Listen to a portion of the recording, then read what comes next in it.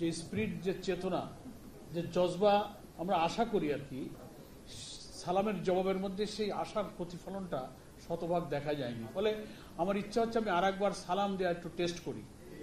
আসসালামু আলাইকুম রহমতুল্লাহি ওয়া বারাকাতুহু। আলহামদুলিল্লাহ। তো এই জজবাটা প্রথম দেখাইলে কি হতো? এতে বোঝা যায় যে মনের গতিতে একটু আপ ডাউন করতেছে। হ্যাঁ, ইন্ডিকেটরটা আত্মসমালোচনার ইঙ্গিত দিচ্ছে যে নেতৃবৃন্দের বক্তব্যের মধ্য দিয়ে এই জনসভার প্রয়োজন, ঐতিহাসিক গুরুত্ব, জাতীয় রাজনীতির গুরুত্ব, নির্বাচন সামনে রেখে গুরুত্ব, মহান আল্লাহর যে করুণা, যে ক্ষমা আমরা লাভ করছি তার শুকরিয়া, এই চেতনায় জজবাটার ক্ষেত্রে আমরা কোথায় অবস্থান করছি, এই কথা একটু আমি শুধু আপনাদেরকে স্মরণ করতে বলবো। আমি তো নেতৃবৃন্দের বক্তব্য শুনছিলাম, আপনারাও নিশ্চয়ই মেনে নেবেন এই যে আয়োজনটা আমাদের 19শে জুলাই ইনশাআল্লাহ আমরা করছি, সেই সম্মেলনটা হবে জাতীয় সমাবেশ।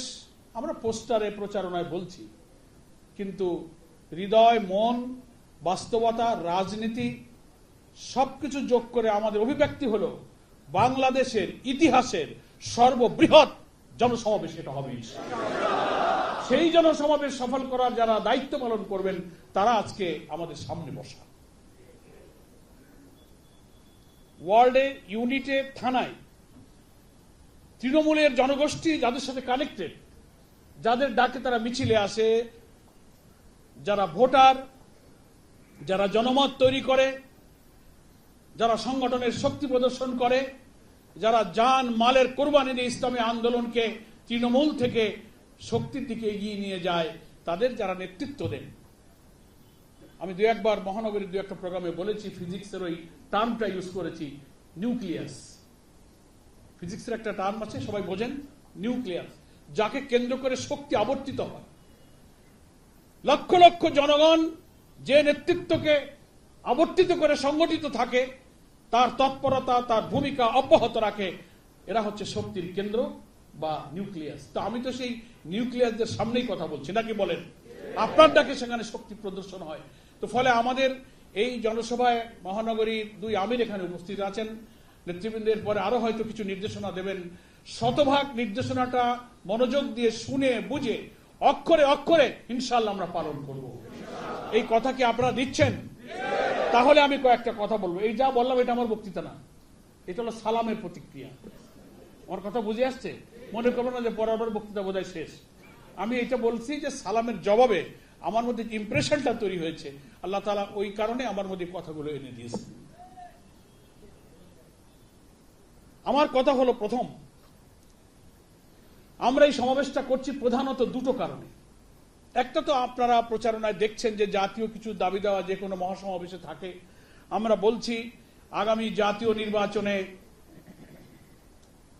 অন্তর্বর্তীকালীন সরকার নিরপেক্ষ ভূমিকা পালন করবে, তিনি কথা দিয়েছেন, জাতির কাছে তিনি প্রতিশ্রুতিবদ্ধ। কিন্তু নানান অপশক্তি, নানান প্রভাব বলয় কখনো কখনো জাতির মনে কিন্তু একটা সংশয়ের দোলা জাগিয়ে দিচ্ছে। কি বলেন, ঠিক কিনা? ঐক্যমত্য তৈরি করে, জাতিকে ঐক্যবদ্ধ করে, জুলাইয়ের সংগ্রামের চেতনাকে লালন করে আমরা যে নিরপেক্ষ নির্বাচনের মধ্য দিয়ে নির্বাচিত জনপ্রতিনিধির কাছে ক্ষমতা হস্তান্তরের লক্ষ্যে জনগণের আকাঙ্ক্ষা পূরণের যে চেষ্টা করছিলাম, একদিকে জাতীয় ঐক্যমত গড়ে তোলার ক্ষেত্রেও কঠিন ষড়যন্ত্র চলছে, আবার নির্বাচন নিরপেক্ষ হবে কি হবে না তা নিয়েও কিন্তু জনমনের মধ্যে নানান রকম কথা এবং সংশয় শুরু হয়েছে। ফলে আমরা বাংলাদেশের মানুষকে এই আস্থায় আনতে চাই, সরকার প্রশাসন যেসব অপশক্তি বাংলাদেশের এই 2000 ছাত্র জনতার যে রক্ত জুলাই 24-এ গেল, তার আগে 15 বছর হাজার হাজার মানুষ যে জীবন দিয়েছে, আমাদের প্রিয় নেতৃবৃন্দকে ফাঁসিতে হত্যা করা হয়েছে, ক্রস ফায়ার, গুম, রিমান্ড এবং নানান ভাবে কারাগারে বন্ধ রাখা হয়েছে। এই সব অত্যাচার নির্যাতনের বিনিময়ে স্বাধীন নতুন বাংলাদেশে আমরা যে নতুন বাংলাদেশ বিনির্মাণের স্বপ্ন দেখছি, সেই ক্ষেত্রে জনগণকে আস্থা তৈরি করার একমাত্র নির্ভরযোগ্য বিশ্বাসী শক্তি হচ্ছে জামাত ইসলামী। এইটা পূরণ করার জন্য জামাত ইসলামীকে সোহরাওয়ার্দী উদ্যানের চেয়ে যদি কোনো বড় ময়দান ঢাকায় থাকতো, আমরা সেখানেই সমাবেশ করতাম। আমরা বুলবুল ভাই বলেছেন, সেলিম ভাই বলেছেন, সরোয়ার্দী উদ্যান আমাদের সমাবেশের স্থান নয়, গোটা ঢাকা মহানগরীর সমস্ত রাজপথ হচ্ছে জনসমাবেশের স্থান। গোটা মহানগরীতে পরিপূর্ণ করে দিয়ে বলতে হবে, জামাত ইসলামী কোন অপশক্তি, কোন ষড়যন্ত্র, নিরপেক্ষ নির্বাচনকে বাধাগ্রস্ত করবার, ঐক্যমতের দিকে জাতি এগিয়ে যাওয়ার পথে বাধাগ্রস্ত করার সকল বেড়াজাল আমরাই ছিন্ন করবো ইনশাআল্লাহ। এই পরিস্থিতি জাতির কাছে প্রমাণ করার জন্য আমাদের এই সমাবেশটাকে বড় করতে হবে। আমার কথাটা বুঝে আসছে?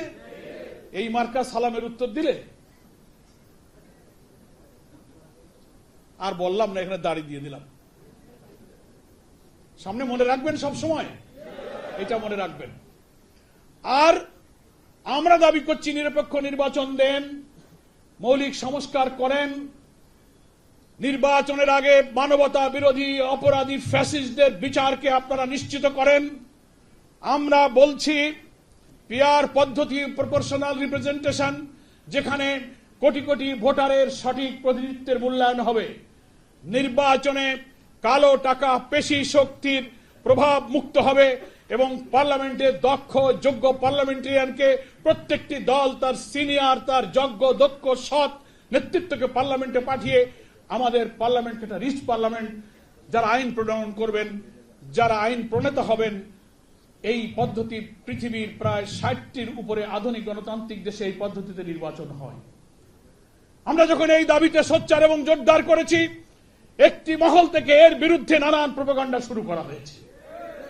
কারণ তারা জানে বাংলাদেশের এই প্রায় 12-12.5 কোটি ভোটারের যদি সঠিক প্রতিনিধিত্ব হয়, তাহলে ওই ফ্যাসিবাদের রাষ্ট্রীয় কাঠামোতে আরেকটি কর্তৃত্ববাদী শাসন প্রতিষ্ঠা করা তাদের সম্ভব হবে না। জনগণের সকলের প্রপার রিপ্রেজেন্টেশনের মধ্য দিয়ে জনগণের প্রকৃত ভোটে নির্বাচিত প্রকৃত প্রতিনিধিরাই তখন দেশ শাসন করবে। এটা হচ্ছে তাদের গাত্রদাহের কারণ। আমরা এই জন্য এই জনসভায় এই দাবি উচ্চকিত করতে চাই যে জুলাই ঘোষণা, জুলাই ডিক্লারেশন বাস্তবায়নের কথা সরকার দিয়েছিল, এখনো তা বাস্তবায়ন হয়নি। আমরা 24 জুলাই গণ অভ্যুত্থানের প্রথম বার্ষিকী আমরা পালন করছি। পয়লা থেকে আমরা একেবারে 36 দিনের কর্মসূচি সারা দেশে আমরা ঘোষণা করেছি। আমরা এই সমাবেশে দাবি করতে চাই, এই জুলাইয়ের মধ্যেই জুলাই ডিক্লারেশন ঘোষণা করে আমাদের জুলাই অভ্যুত্থানের, জুলাই যোদ্ধাদের আত্মত্যাগের ঐতিহাসিক স্মৃতিকে স্বীকৃতি দিতে হবে। আমরা এই জনসমাবেশ এই জন্য করতে চাই, প্রবাসে প্রায় 1,10,00,000 ভোটার বসবাস করে। বাংলাদেশের নির্বাচনের ইতিহাসে যারা বাংলাদেশের রেমিটেন্স পাঠিয়ে বাংলাদেশের প্রবৃদ্ধি বৃদ্ধির জন্য ঐতিহাসিক ভূমিকা রাখেন, পরিবার পরিজন ছেড়ে প্রবাসে থেকে ঘাম ঝরিয়ে বাংলাদেশের অর্থনৈতিক চাকাকে সমৃদ্ধ রাখার জন্য ভূমিকা রাখেন, সেই দেশের সরকার গঠনে তারা ভোটাধিকার প্রয়োগ করতে পারবে না। এই অবিচার থেকে আমরা প্রবাসীদের ভোটাধিকার নিশ্চিত করার জন্য দাবি করছি। আমাদের পক্ষ থেকে নির্বাচন কমিশনকে দাবি করা হয়েছে লিখিতভাবে, ওনারা কথা দিয়েছেন এটা সম্ভব। কিভাবে হবে সেই প্রক্রিয়া সরকার, নির্বাচন, রাজনৈতিক দল, সমস্ত স্টেক হোল্ডারকে সেটা খুঁজে বের করতে হবে। কোন অজুহাত, কোন জটিলতা দিয়ে 1 কোটির অধিক আমাদের এই শ্রেষ্ঠ নাগরিক যারা বাংলাদেশের অর্থনৈতিক চাকাকে গতিশীল করে রাখছেন, তাদের ভোটাধিকার থেকে বঞ্চিত করা যাবে না। এটা ঐতিহাসিক সরোয়ার্দী উদ্যানের জনসভায় আমরা দাবি তুলতে চাই। সংগ্রামী দায়িত্বশীল ভাইরা, আমরা আরো বলতে চেয়েছি, অনেকে এই দাবিটাকে অনেকে গুরুত্ব দিতে চাচ্ছেন না। স্থানীয় সরকার নির্বাচনকে আমরা জাতীয় নির্বাচনের আগে দাবি করেছি। শুধু আমরা নই, বাংলাদেশের 2-1টি দল ছাড়া প্রায় বেশিরভাগ দল যাদেরকে গুরুত্ব দিতে হয়, যারা জনগণকে প্রতিনিধিত্ব করেন, তারা বলছেন যে না, লোকাল গভর্নমেন্টের ইলেকশনটা জাতীয় নির্বাচনের আগে হওয়া উচিত। কেন উচিত? ওনারা যুক্তি খুঁজে পান না। উচিত এই কারণে, দীর্ঘদিন সিটি কর্পোরেশন, পৌরসভা, উপজেলা নানান জায়গায় প্রতিনিধিত্ব নেই। জনদুর্ভোগ বাড়ছে, রাস্তাঘাট, অবকাঠামো নির্মাণ, মানুষের দারিদ্র্য বিমোচনের নানান কর্মসূচি সরকার যে লোকাল গভর্নমেন্টের মাধ্যমে করে, সেখানে নির্বাচিত প্রতিনিধি না থাকার কারণে জনগণের দুর্ভোগ বাড়ছে, দুর্নীতি বাড়ছে, লুটপাট বাড়ছে। ফলে স্থানীয় জনগণের আসল প্রতিনিধিত্বের মধ্য দিয়ে জনগণের দ্বারা স্থানীয় সরকার কাঠামোটা এভাবে গড়া হয়েছে যে গ্রামীণ অবকাঠামো উন্নয়ন, দারিদ্র্য বিমোচনের সব কর্মসূচি ভোটে নির্বাচিত জনপ্রতিনিধিরাই সেটা বাস্তবায়ন করবে, সেটা নাই। এখন ইউনোরা, ডিসিরা আমরা এখন এই টাকার মালিক। কোন রাস্তা ভেঙে গেল, কে দরিদ্র, কার ঘর লাগবে, কার চাল লাগবে, রিলিফ লাগবে, ভিজিটি কার্ড লাগবে, চেয়ার লাগবে, এটার জন্য এখন সরকারি কর্তাদের কাছে জনগণকে ধর্ণা দিতে হয়। কেন? নির্বাচিত জনপ্রতিনিধি না থাকার কারণে তারা এই লুটপাটের সুযোগ পাচ্ছে। আর একটা কারণ হলো নির্বাচন কমিশন গঠিত হয়েছে, আমরা পরীক্ষা করতে চাই জাতীয় নির্বাচনের আগে এই নির্বাচন কমিশন কতটা নিরপেক্ষ থাকবে, স্থানীয় নির্বাচনটা করে এটা তারা প্রমাণ দিক। তা না হলে এই নির্বাচনে রাজনৈতিক দল যারাই ক্ষমতায় যাচ্ছে, আল্লাহ পাক ভালো জানেন, বাংলাদেশের রাজনীতির একটি তিক্ত একটা ব্যাড ট্র্যাডিশন হচ্ছে, যারাই ক্ষমতায় থাকে পৌরসভা, উপজেলা, সিটি কর্পোরেশন, ইউনিয়ন পরিষদ মেম্বার, চেয়ারম্যানদেরকে রাষ্ট্রীয় ক্ষমতার প্রভাব খাটিয়ে তারাই তাদেরকে কেটে ছিঁড়ে তাদেরকে নির্বাচিত করে নিয়ে আসে। আমরা মনে করি অন্তর্বর্তীকালীন সরকার এখন যারা আছেন তাদেরকে আমরা নিরপেক্ষ সরকার এখনো মনে করি, আমরা মনে করতে চাই। ফলে এই নিরপেক্ষ সরকার থাকতেই একটা স্থানীয় সরকার নির্বাচন করা অসম্ভব নয়। এটা করে ইলেকশন কমিশনকে প্রমাণ দিতে হবে যে আপনারা আগামী জাতীয় নির্বাচন নিরপেক্ষ করতে পারবেন। ডিউ টু দ্যাট কজ আমরা বলেছি before parliament election local government election আপনাকে দিতে হবে। আমাদের এই দাবির সঙ্গে বাংলাদেশের অনেক গুরুত্বপূর্ণ জনপ্রিয় রাজনৈতিক দলগুলো ঐক্যমত পোষণ করেছে। ফলে আজকে আমি দেশবাসীর কাছে এই সব ঐতিহাসিক দাবি পূরণের প্রয়োজনে 19 জুলাই সারওয়ার্দী উদ্যানের এই জাতীয় মহাসমাবেশ সফল করার জন্য উদাত্ত আহ্বান জানাই। এটা হচ্ছে একটা রাজনৈতিক কারণ। আর মহান আল্লাহর শুকরিয়া, আল্লাহর সাথে বান্দার যে আত্মিক সম্পর্ক, মহান আল্লাহ ইসলামী আন্দোলনের দেশের কর্মী এবং মুসলিম উম্মার প্রতি 24 জুলাইয়ের গণ অভ্যুত্থানের মধ্য দিয়ে যে দয়া, যে ক্ষমা, যে করুণা নাজিল করেছেন, তার কৃতজ্ঞতা প্রকাশের জন্য এই সমাবেশ সফল করতে হবে। কারণ এরা আমাদের রাজনৈতিক অধিকার কেড়ে নিয়েছিল ফ্যাসিস্ট শক্তি। আপনাদের খেয়াল আছে 17-18 বছরে 3টি নির্বাচনে ভোট দিতে পারি নাই, আমাদের অফিস তারা বন্ধ করেছে, হাজার হাজার লোকদের কারাগারে বন্দী করেছে, আমাদের প্রিয় নেতৃবৃন্দকে কারাগারের মধ্যে জুডিশিয়াল কিলিং করে বৃদ্ধ বয়সে ফাঁসিতে ঝুলিয়ে হত্যা করা হয়েছে। এরা সবাই একটি নতুন বাংলাদেশ দেখতে চেয়েছিল। আজকে যদি মাওলানা নিজামী, অধ্যাপক গোলাম আজম, আলী আসমান মুজাহিদ, কামরুজ্জামান, মীর কাসেম আলী, কাদের মোল্লারা বেঁচে থাকতো, এই নতুন বাংলাদেশ দেখে তাদের হৃদয়টা প্রশান্ত হতো। এদের সকলের জীবনদান, হাজার হাজার লোক খুন হয়েছে, গুম হয়েছে, রক্তাক্ত ক্ষতচিহ্ন নিয়ে যারা এখন হাজারি করছে, এরা যে স্বপ্নের বাংলাদেশ দেখতে চেয়েছিল, আমাদের শহীদেরাও সেই দেশ দেখতে চেয়েছিল, দেখতে দেয়া হয়নি। আমরা যাদেরকে হারিয়েছি তার জন্য আমাদের কোনো দুঃখ নেই, বেদনা নেই। আমরা মহান আল্লাহর কাছে এটাকে আল্লাহর জন্য, দ্বীনের জন্য হাদিয়া হিসেবে পেশ করেছি। আল্লাহ এই কোরবানি কবুল করার বিনিময়ে কার চোখের পানি, কার শাহাদাতের রক্ত কবুল করেছেন আমরা জানি না, কিন্তু 24 জুলাই আগস্টের অভ্যুত্থানে আসমান থেকে আল্লাহ পাক আমাদের এই উম্মার জন্য, জাতির জন্য যে করুণা নাজিল করেছেন, আমরা অশ্রুসিক্ত হয়ে সিজদায় পড়ে সে আল্লাহর শুকরিয়া আদায় করেছি। আর শুকরিয়া আদায় শুধু আলহামদুলিল্লাহ বললে হয় না, আমাদের প্রতি আল্লাহর তরফ থেকে যে অর্পিত আমানত, দ্বীনকে বিজয়ী করার জন্য ইসলামী আন্দোলনের কর্মীরা আমরা যে শপথ করেছি, আমরা যে ওয়াদা করেছি, 100% ইখলাসের সঙ্গে আল্লাহর দ্বীন প্রতিষ্ঠার সংগ্রামের মধ্য দিয়ে আল্লাহর এই নিয়ামতের প্রকৃত শুকরিয়া আদায় করতে হবে। শুধু আলহামদুলিল্লাহ ঘরে বসে পড়লাম আর দোয়া করলাম, এটা কিন্তু শুধু শুকরিয়া নয়। কি বলেন, ঠিক কিনা?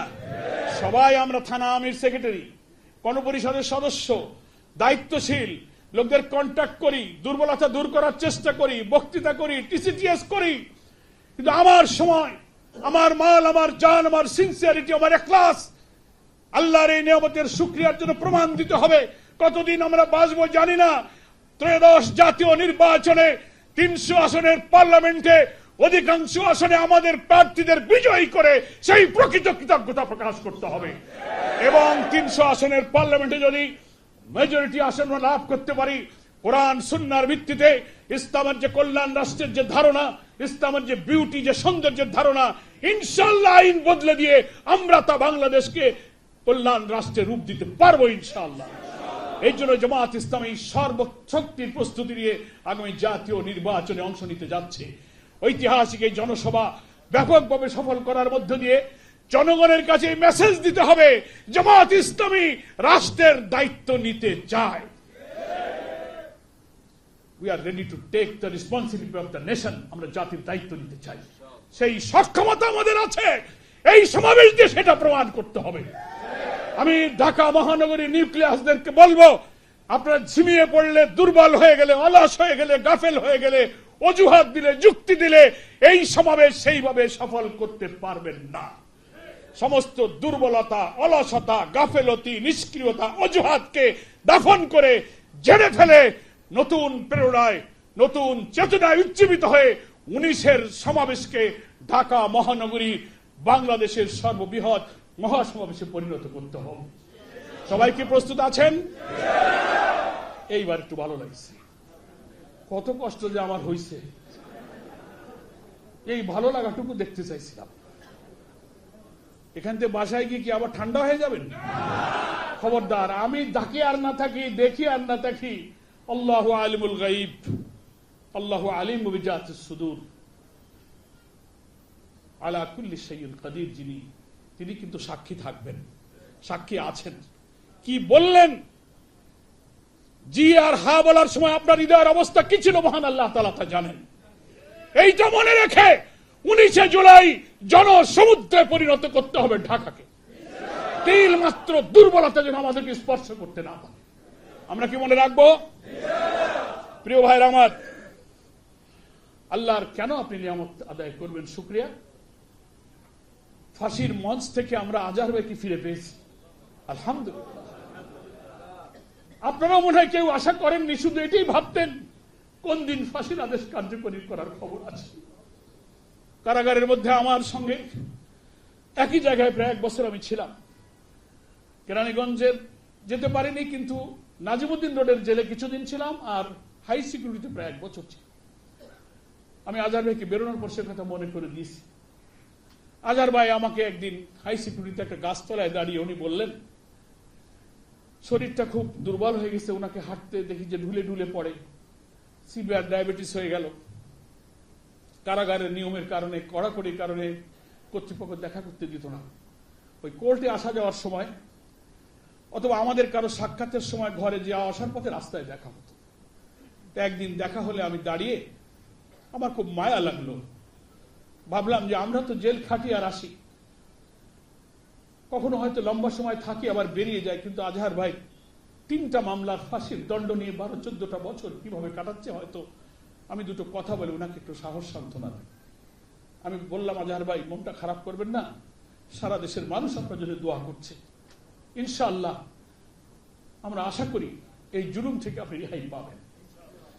আজহার ভাই আমাকে বললেন 2-3টা কথা, আমি সে কথা ভুলতে পারি না। আল্লাহর কোন বান্দার হৃদয় যদি ইখলাসে পরিপূর্ণ থাকে, শাহাদাতের তামান্নায় যদি কোন হৃদয় সিক্ত থাকে, এভাবেই সে জবাব দেয়। উনি বললেন, পরওয়ার ভাই, আমি জানি সুপ্রিম কোর্টে কারো ফাঁসির দণ্ড বহাল থাকলে তার জীবনটা, তার দিনটা, তার মিনিট, রাতগুলো কেমন যায় তা আমি জানি, কিন্তু মনে রাখবেন একটা রাত, একটা দিনও আমার এই ফাঁসির চিন্তায় কোনোদিন ঘুম নষ্ট হয়নি। আল্লাহু আকবার। আমি বিস্মিত হয়ে শুনতে লাগলাম। তিনি বললেন, আমার কোনো চিন্তা নাই, আমার পরিবার পরিজনের প্রতি আমার দায়িত্ব আমি পূর্ণ পালন করেছি, আমি কোনো ঋণ দিনা নাই, পরিবারকে আমি দিনের পথে চালাবার চেষ্টা করেছি। আল্লাহ যদি তার দিনের জন্য আমার শাহাদাত মঞ্জুর করেন, আমি খুশি হয়ে ইনশাআল্লাহ জান্নাতে চলে যাব। আমার জন্য আপনারা দোয়া করবেন, দেশবাসীকে আমার সালাম দেবেন। এই কথা বলে শেষে একটা কথা বলে উনি মুচকি হেসে দিলেন। তবে পরওয়ার ভাই, আমার মন বলে শেখ হাসিনা আমাকে ফাঁসি দিতে পারবে না। আমি অবাক। আল্লাহর ওলিদের হৃদয়ের মধ্যে প্রকৃত চিন্তা আল্লাহ তাআলা অনেক সময় দিয়ে দেন।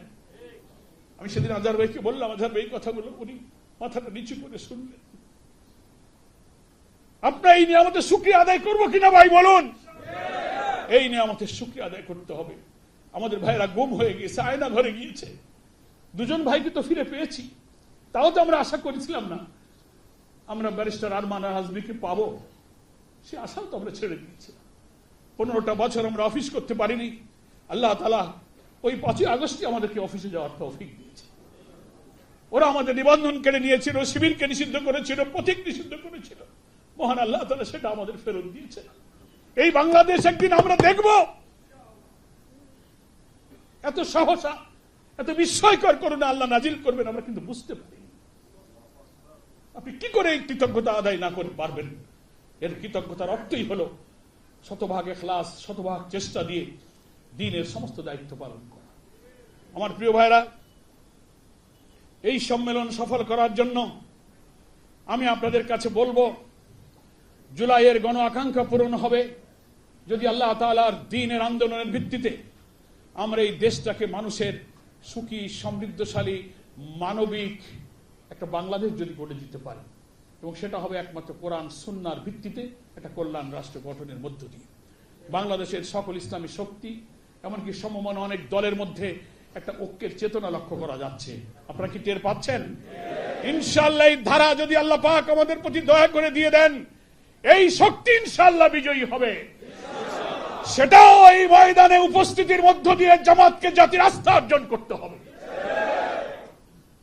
সেই সমাবেশ শৃঙ্খলার জন্য আমি 4-5টি কথা আপনাদেরকে মেনে চলার জন্য বলার প্রয়োজন মনে করছি। এক, মহানগরীর পক্ষ থেকে প্রত্যেকটি থানায় একটা উপস্থিতির টার্গেট করে দেওয়া হয়েছে। হয়েছে কিনা বলেন? বলা হয়েছে আপনাকে এত আনতে হবে। ওই টার্গেটের সাথে আপনি আরো কিছু বাড়াবেন। ওই টার্গেটই কিন্তু শেষ না। আমরাও কেন্দ্র থেকে ঢাকা 2 মহানগরীকে লক্ষ্য দিয়েছি। ওনারা সেটার সাথে পর্যালোচনা করে আপনাদের থানার সামর্থ্য বুঝে আপনাদেরকেও টার্গেট ঠিক করেছে। এই টার্গেট কি সবাই জানতে পেরেছেন? কোন থানা জানতে পারেন নাই এমন হলে হাত তোলেন যে না আমি জানি না। সবাই জেনেছেন, আলহামদুলিল্লাহ। এখন এই টার্গেট প্রত্যেক থানা আমি নিজে একটা প্ল্যান করবে। আমার ওয়ার্ড, ইউনিট, আমার মহল্লা, আমার কমিটি, আমার সুধী সভাকে ভোটার, এই টার্গেটটা আপনি ঠিক করবেন। উপস্থিতি আমি আমার থানা থেকে কত করতে চাই। বুঝতে পেরেছেন?